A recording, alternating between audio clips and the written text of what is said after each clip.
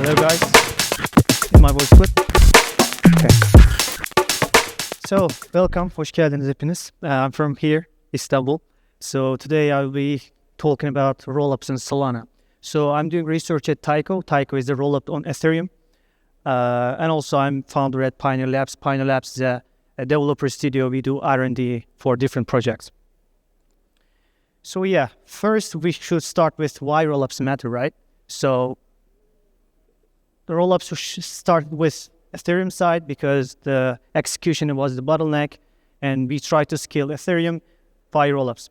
So basically, as the first, rollup let user move assets to the another chain, it's off-chain, and do some execution, do some transaction on there, and send their data to Ethereum, to base layer, we can call it. So the first benefit is allows absolute magnitude of lower fees and TPS.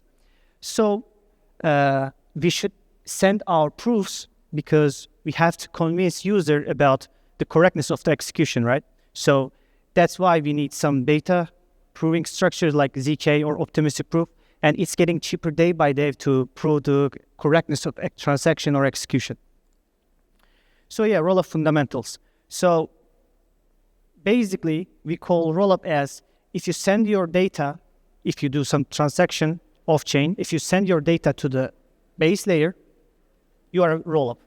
So your security totally depends on base layer in Solana in that context. And there's some settlement layer, data layer, and sequencing layer. Settlement is not that important for that talk.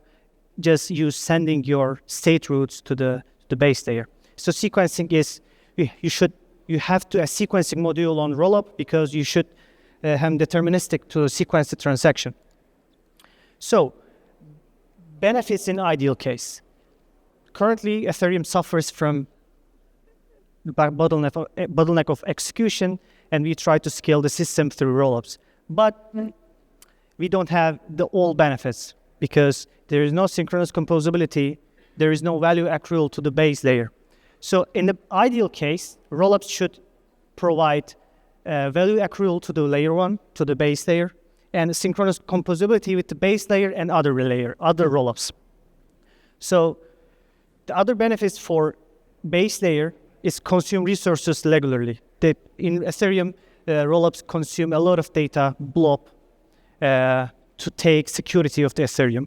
And generally, rollups are centralized, running on centralized sequencers. It's not that ideal, I know, but there is some mechanism such as forced inclusion, so they can provide censorship resistancy. So if you don't happy on your chain, on your rollup, so you should exit whatever they want. So we call rollups as trust minimized bridge to the base layer. So they don't trust anything because the bridge is trustless. Because when rollup operator push some data to the bridge, they should provide a proof, right? The correctness of the execution of the transaction. So they posting data in state route to Ethereum, and if any fraud or any misbehavior exists, they should prove the correctness of the transaction through optimistic rollups, optimistic proofs and ZK proofs. So optimistic proofs basically says, so I count this transaction as true, but I have to wait 1 week to prove the correctness of the transaction. So ZK rollups also use zero knowledge proofs, cryptographically guaranteed to be valid. It's too complicated right now. We don't cover it yet. So the one benefit of rollups is reconstructability. So you send your data to the base layer, and anyone can download the data and replay the transaction through the same rollup environment. It can be different virtual machines such as EVM, Solana VM, or it can be anything. And you can compare the results if the same. So yeah, the data is correct, and anyone can reconstruct the data from scratch by downloading data and parse the data and transactions. So what's the point, right? So every execution environment has some problems, has some unique problems. So you cannot do everything on every execution environment.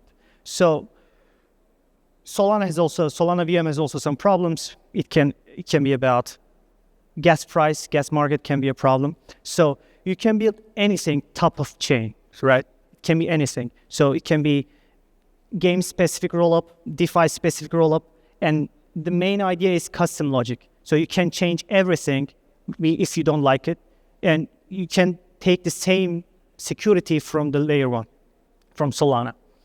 So thanks to current structure of Solana, the UX is not a problem, and the only thing that you need to focus is structure, right? You don't need to do anything about cost saving because cost is not a problem. Then you should only focus about the structure.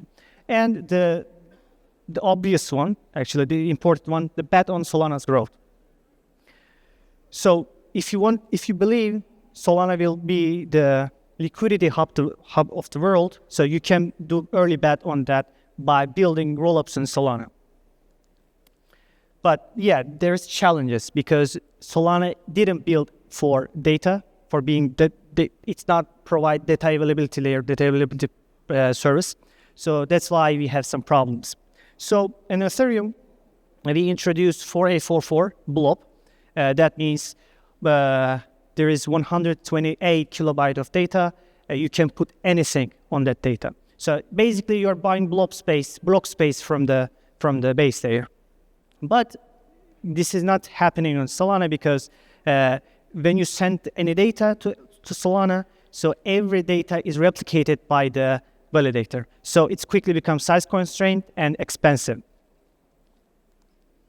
In Ethereum case, as I said, there's 128 kilobyte data we have, but the important thing, block data is not stored forever. So after 18 days, it will be pruned, and you don't have to hold this data anymore.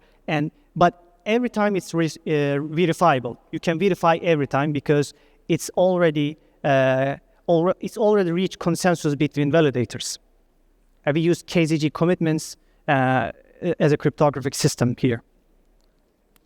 So the other challenge is, as you see here, this is the data from Doom about blob consumed by other rollups on Ethereum. So Base has consumed 300 gigabyte of data so far.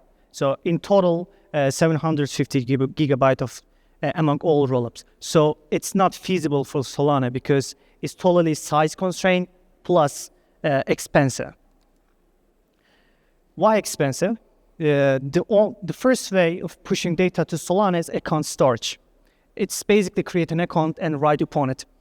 But it's limited because the limit is 10 megabyte of data. So you can only add 10 megabyte of data to the one Solana account.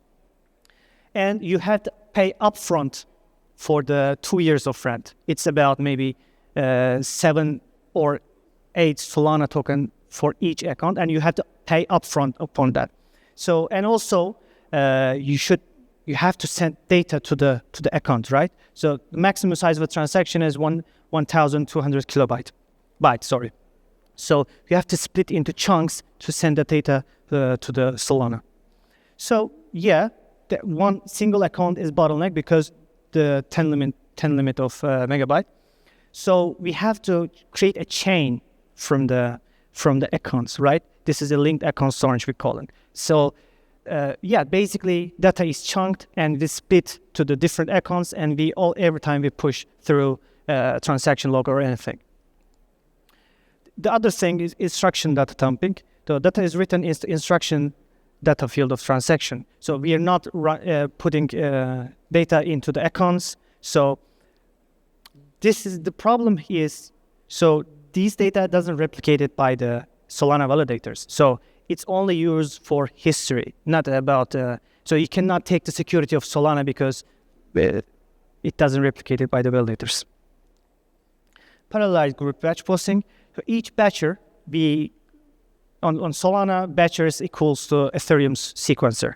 So each batcher writes to their own account under a common program and ID, then aggregated this data to a single data, and it means that this is your data of rollup. The garbage collected batch posting. So each batch gets its own account with the rent to leave only through the contestation window. So delete it afterward. This is the same as Ethereum blobs, but it's not supported by the protocol. You need to do your own. The bullet approach, bullet rollup on Solana, I'm not working there. So their method is that they split the data into the chunks and write it in the Solana transaction log. So they're not running any account storage. So they reached 100 kilobyte per second for data availability. So hash rate instruction data, this is the same thing, but you are connecting the connecting data with hash functions, and you are eventually connected to each other. So yeah, this is a summary of the ways. So account storage can be used for ZK proofs, ZK rollups, and optimistic rollup, but cost is high because you have to pay upfront for 2 years of rent. So yeah, as you see, I don't have to clarify all of that. You can see here. So what's next for Solana DA? There are two theses to scale blockchains, right? One is Ethereum. It's about through rollups, right? Modularized system. And the other thesis is monolithic chains like Solana. So we are not sure this both way are correct because we didn't prove it, because there is not enough demand to prove to max limit of the blockchains. So this is why we need consumer apps. So Solana didn't build for provide data availability, so there is no purpose for that. But there is some clients, as you see, validated clients, fired answer. It's about to publish. So with upcoming upgrades to the fired answer, it will reduce the validators of its overheads, and indirectly it affects to the blob throughput, data availability throughput, eventually. And other way is hybrid DAs. So you can use other data availability layers such as Celestia or EigenDA or anything, but the problem is they are not secure as Solana or Ethereum. So you're losing a little bit your security because Celestia didn't secure as any other Solana or Ethereum, for example. So this is another problem because you have to trade off between security and cost. So Celestia is very cheaper than Ethereum, cheaper than Solana, but the security is not that high like Ethereum and Solana. So I'm writing a proposal on to introduce similar to blob data type on Solana. So I'm about to finish. So maybe I can share with you afterwards. So yeah, thanks. You can reach out through Telegram or Twitter, whatever you want. So yeah, that's it. Thank you. Any question? Okay, thanks.